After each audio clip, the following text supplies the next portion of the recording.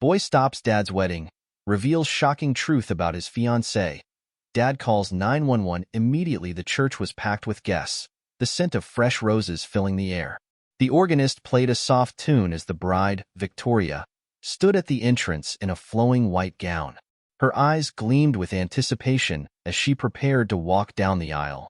At the altar, Mark Bennett, a successful businessman in his early 40s, stood nervously in his tailored black suit. His heart pounded with a mix of excitement and nervousness. After years of loneliness following his wife's passing, he had finally found love again. Today, he would marry Victoria and begin a new chapter. But little did he know, his 12-year-old son, Jake, was about to change everything. A gut feeling Jake had never trusted Victoria. From the moment his dad introduced her, something felt off. She was charming, always smiling, and acted as if she adored both Mark and Jake. But whenever his dad wasn't looking, her expression changed. Cold, calculating, almost sinister. For months, Jake had tried to voice his concerns, but Mark dismissed them as jealousy. "She's wonderful, Jake. Give her a chance," he'd say. But Jake knew something was wrong. He had seen Victoria sneaking around at night, whispering on the phone in hushed tones. He had overheard snippets of conversations that made his skin crawl. He couldn't shake the feeling that Victoria was hiding something dark.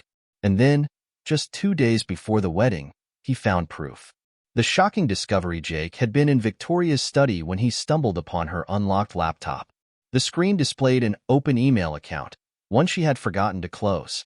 His curiosity got the best of him, and what he found made his blood turn cold. The emails were to a man named Gregory Thompson. "Everything is going as planned. He suspects nothing. After the wedding, we'll move forward. Once he signs over access to his accounts, we'll be set. The boy is a problem. He's suspicious." Jake's hands trembled as he scrolled further.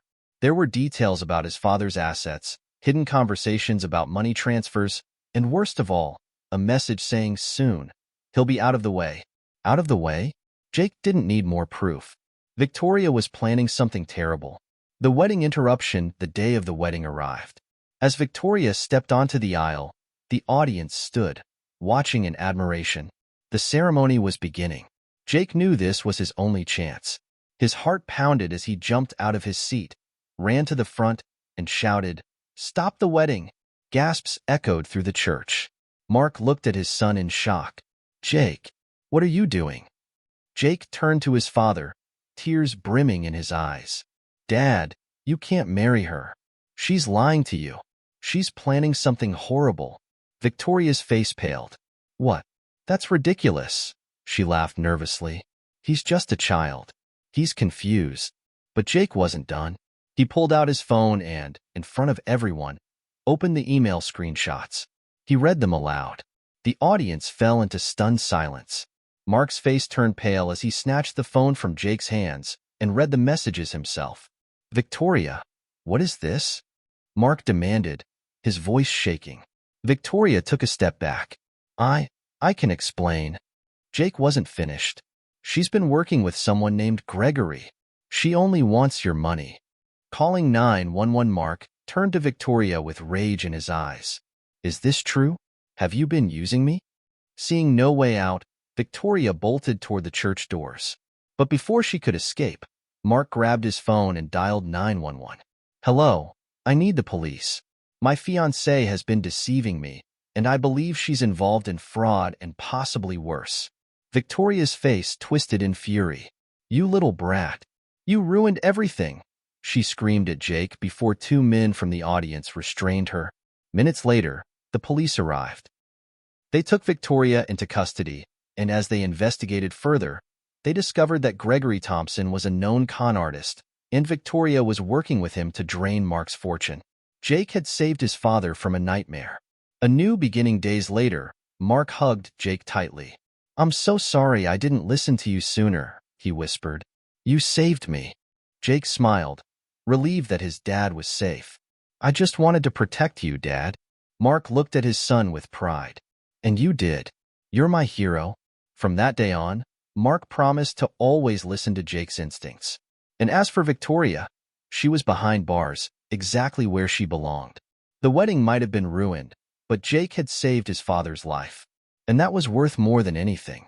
The aftermath. Secrets unraveled in the days following Victoria's arrest. Detectives uncovered more shocking details. She had a long history of deception, using different aliases to lure wealthy men into marriage, only to rob them blind. Mark was shaken. He had truly loved Victoria, or at least the version of her she had pretended to be. The betrayal cut deep. But one thing was clear. Jake had saved him from a disaster. However, the mystery wasn't over. One evening, Mark received a call from the police. "Mr. Bennett, we traced Victoria's calls to Gregory Thompson," the officer explained. "We have reason to believe he's more than just a con artist. He has a criminal record that includes violent offenses." Mark's stomach twisted. "Are you saying she wasn't just after my money?"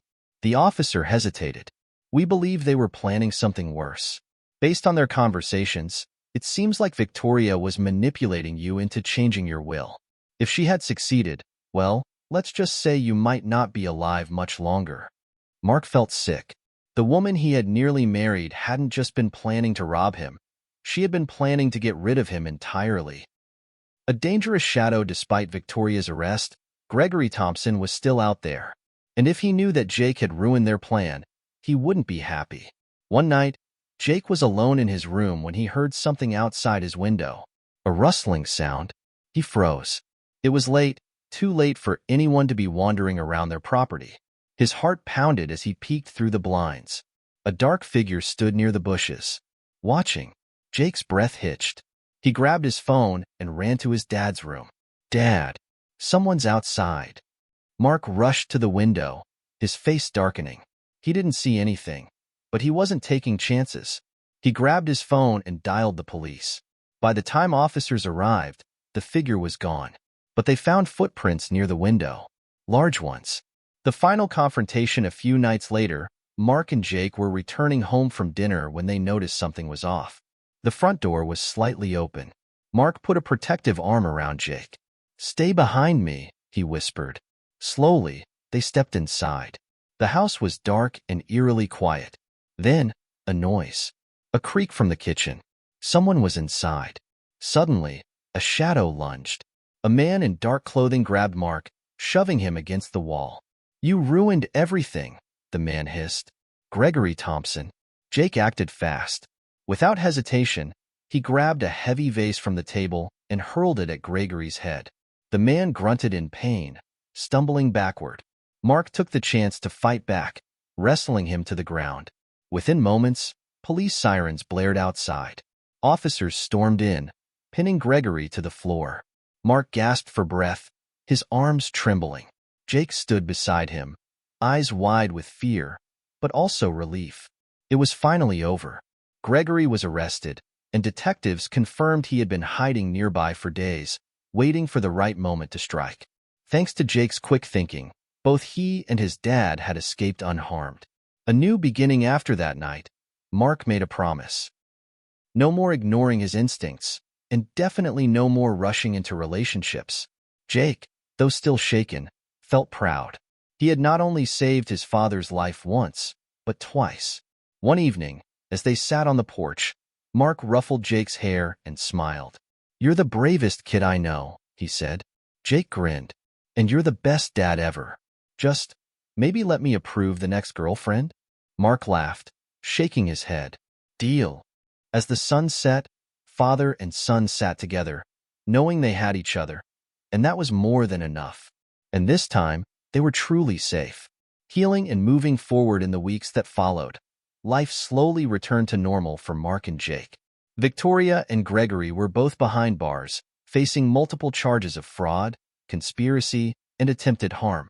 The media picked up on the shocking story of how a 12-year-old boy had saved his father from a deadly scheme, and Jake became somewhat of a local hero. Despite the relief, the trauma of what had almost happened lingered.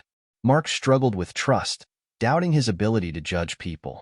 He had been so blinded by love that he had nearly walked into a trap. One night, as he tucked Jake into bed, he sat on the edge of the mattress and sighed. "I'm sorry, buddy. I should have listened to you from the start." Jake looked up at his dad, his expression soft. "It's okay, Dad. I just wanted to protect you. Mark smiled, ruffling Jake's hair.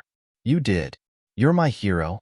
For the first time in a long while, Mark truly believed things would be okay. A new chapter. Months passed, and things slowly improved. Mark focused on work while spending more quality time with Jake. They took trips together, went fishing, and even started cooking competitions in their kitchen. One day, Mark received a letter. It was from the police department, commending Jake for his bravery. They even invited him to an honorary event, where he was awarded a certificate for his courage. As he stood on stage, holding the framed award, Jake beamed.